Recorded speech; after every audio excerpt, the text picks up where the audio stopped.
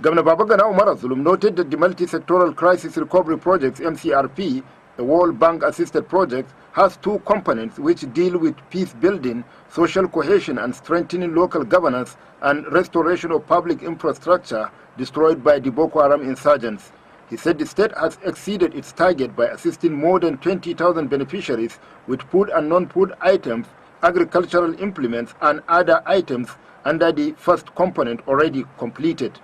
Under the second component, Governor Zulum said the project has done well by executing 37 projects, 15 are ongoing, which include construction and rehabilitation of general hospitals and primary health care centers, among others. Others include 118 classrooms in different communities executed, 48 under construction, while 47 solar-powered boreholes are currently ongoing. Governor Babagana Umara, however, stressed the need for capacity building and to expedite action on Maiduguri-Bama Road and Maiduguri-Muna-Dusman-Gongul and Pida roads. The governor, who acknowledged that the funds for execution of the projects are on ground, however, appealed for more funding, assuring that the state government is committed to ensure the completion of all projects under the World Bank MCRP-assisted projects before the next year deadline.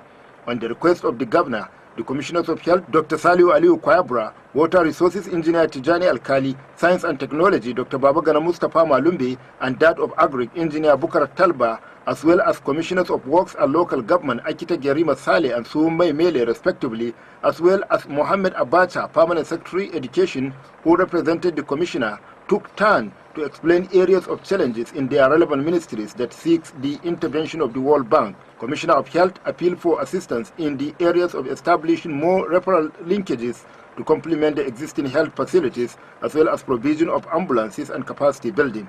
Engineer Tijani Alkali of Water Resources Ministry called for additional water works, especially in Pulka, Chibok and Bulabulingaranam, and appealed for interconnectivity of water facilities for improved supply to communities. Science and Technology Commissioner Engineer Babagana Mustapha Malumbe sought for intervention in providing more vocational training centers, in addition to one being proposed in each of the 27 local governments to address post-insurgency unemployment.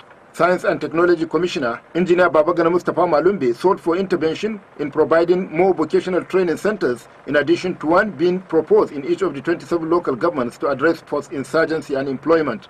On his part, Agri Commissioner Engineer Bukar Talba noted that as the Padama program is rounding up this year, there is the need for MCRP to scale up its intervention in the agri sector to enable more youths to go back to farm for food security and economic empowerment. The Permanent Secretary, Ministry of Education, Mohammed Abacha, requested for completion of construction of complete structures in schools instead of classrooms scattered all over, while the Works Commissioner, Akita Gerima Saleh, requested the World Bank to intervene in construction of roads within MMC and other surrounding areas and local government headquarters.